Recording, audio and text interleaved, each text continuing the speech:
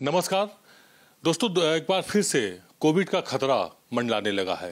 भारत में भी उसका असर देखने को मिल रहा है। कई मरीज अभी तक मिल चुके हैं जिनको ट्रेस किया जा चुका है। अब इस वक्त हमारे साथ नोजल कोविड वैक्सीन के समिति के सदस्य हैं डॉक्टर समीर भाटी हैं, और हम सीधे उन्हीं से बात करते हैं और जानते हैं कि किस तरह से इससे बचाव किया जा सकता है। वैक्सीनेशन हो चुका है, बड़ी संख्या में देश में वैक्सीनेशन लोगों का हो चुका है। तो चूंकि जो थर्ड वेव थी उसने बहुत ज़्यादा कहर नहीं ढाया था, लेकिन सेकेंड वेव ने बहुत परेशान कर लिया था, देश हिल गया था। डॉक्टर साहब, चौथी वेव आ रही है, तो इसको लेकर के क्या कुछ आकलन है आपके पास?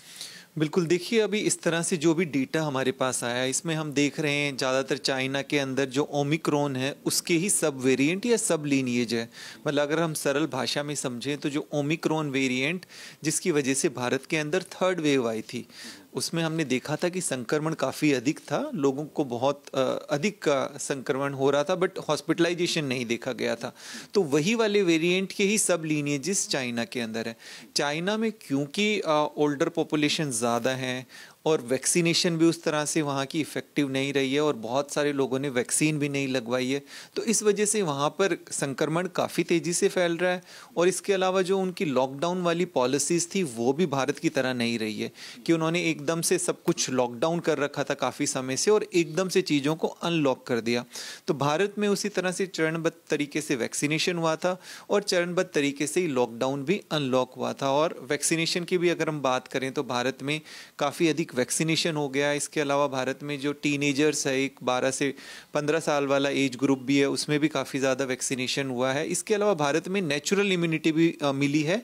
ओमिक्रॉन के समय काफ़ी लोगों को इन्फेक्शन हुआ था, तो नेचुरल प्लस वैक्सीन, तो एक हाइब्रिड भारत को इम्यूनिटी मिली है, तो वो एक प्रोटेक्शन लेवल भारत को मिला है। बट यहाँ पर मैं ये भी कहना चाहूँगा कि किसी भी तरह का कोई भी वेरिएंट अगर है तो उसमें नए म्यूटेंट आने के चांसेस हमेशा बने रहते हैं। मतलब वायरस जो है अपना रूप स्वरूप बदलता रहता है। तो इसी वजह से सरकार जो ये प्रिवेंटिव स्टेप्स ले रही है, ये जो एडवाइजरी जारी कर रही है, और स्पेसिफिकली इसके अंदर जिस तरह से एयरपोर्ट पे अब स्क्रीनिंग होना शुरू हो गया है, तो मैं समझता हूँ ये बहुत ज़्यादा ज़रूरी है। और जैसा आपने पूछा कि अभी इसको और हम किस तरह से इसका अगर आकलन करें, तो अभी फ़िलहाल हमें ज़्यादा सतर्कता बरतने की इसलिए ज़रूरी है क्योंकि ईयर एंड के अंदर अब न्यू ईयर सेलिब्रेशन और जिस तरह से गैदरिंग भी होती है, और स्पेसिफिकली विंटर्स में, सर्दियों में अगर ख़ास तौर पे हम बात करें तो हमारे जो सांस संबंधित वायरस वाली जो इलनेस है, बीमारियां, वो भी काफ़ी अधिक बढ़ जाती है। तो इन सब चीज़ों को ध्यान में रखते हुए अभी फ़िलहाल बहुत ज़्यादा ज़रूरी है कि अगले कुछ दिनों तक हम लोगों को अलर्ट रहना ज़रूरी है, विजिलेंट रहना ज़रूरी है। डॉक्टर साहब, आपकी बातों से एक बात ये निकलती है कि पिछली दफ़ा जब हुआ था तो 7 महीने लग गए थे। चाइना में जो पहला मामला आया था वो नवंबर में था 2019 की अगर हम बात करें, और इंडिया में आने में 7 महीने लगे थे। इस बार ऐसा क्या अब की बार बता रहे हैं कि हो सकता है कि यही चीज़ 4 महीने में, 3 महीने में इंडिया में ज़्यादा फैल जाए, क्योंकि 10 से 15 लोगों को प्रभावित कर रहा है नया वेरिएंट? देखिए, इसमें एक चीज़ जानना ज़रूरी है कि अगर हम बात करें भारत के अंदर भी अगर वेव्स की बात करें, तो जो पहली वेव थी उस समय कुछ और परिस्थिति थी, फिर उसके बाद जो सेकेंड वेव आई उसमें कुछ और परिस्थिति थी, और थर्ड वेव के अंदर कुछ और परिस्थिति। तो महामारी में कई बार बहुत सारी अलग अलग तरह की सिचुएशंस होती है और पॉलिसीज़ डायनामिकली चेंज होती रहती है। रही बात वायरस के फैलने की, इसके लिए कोई उस तरह की सीमाएँ नहीं होती है। देखिए, अब जिस तरह से अगर हम बात करें, फर्स्ट वेव में स्प्रेड धीरे धीरे भारत में आया क्योंकि उस समय सब चीज़ें एकदम से लॉकडाउन हो गई थी। इवन चाहे आप भारत की बात करें, सारा इंटरनेशनल ट्रैवल वगैरह सब कुछ बंद हो गया था। तो उसके बाद वो रेस्ट्रिक्शंस की वजह से ट्रांसमिशन थोड़ा स्लो हुआ।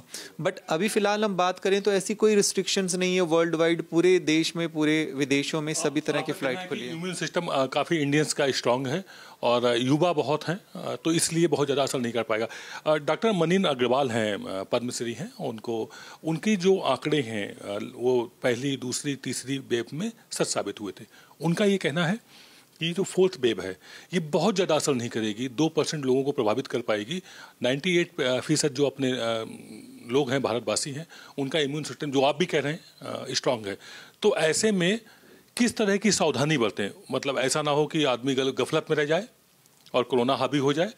तो आप क्या सलाह देना चाहेंगे? गुनगुने पानी का सेवन, काढ़े का सेवन, और इस तरह की जो शुरुआत में जो चीज़ें रहती हैं, एहतियात। क्या एहतियात बरतें? बिल्कुल, देखिए एहतियात की इसके अंदर बात करें तो एक तो जो हमारे सबसे ज़्यादा ज़रूरी है एल्डरली, मतलब जो बुज़ुर्ग लोग हैं, ये जो भी हाई रिस्क कैटेगरी में आते हैं, क्योंकि हमने हमेशा ये देखा है कि किसी भी तरह का वेरिएंट हो, चाहे वो बहुत पावरफुल वेरिएंट हो जैसा डेल्टा वेरिएंट रहा था, या ओमिक्रॉन वेरिएंट की जिस तरह से हम बात कर रहे थे कि ये उतना ज़्यादा घातक नहीं है।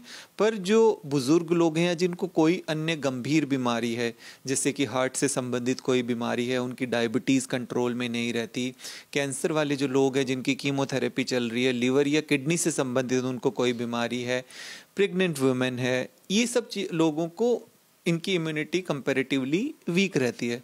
तो एक तो ये लोग इंश्योर कर लें कि इनको बूस्टर डोज नहीं लगा तो अपना बूस्टर ले लें, पहली बात। सेकंड बात, इनको एक्स्ट्रा प्रिकॉशन ज़्यादा लेने की ज़रूरत है कि एक हम हेल्दी पर्सन की बात करें और एक पर्सन जिनकी इम्यूनिटी पहले से वीक है, तो दोनों को अलग अलग तरह की गाइडलाइंस है, तो वो अपनी एक तो बूस्टर डोज ले लें, पहली बात।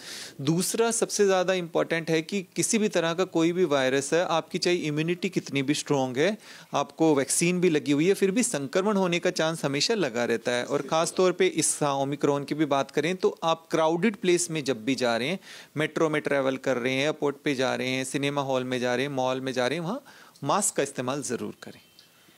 तो ये थी हमारी खास बातचीत डॉक्टर समीर भाटी जी से, जिन्होंने बहुत स्पष्ट किया हुआ है कि प्रिकॉशंस तो ले ही लें, साथ ही बूस्टर डोज जरूर ले लें।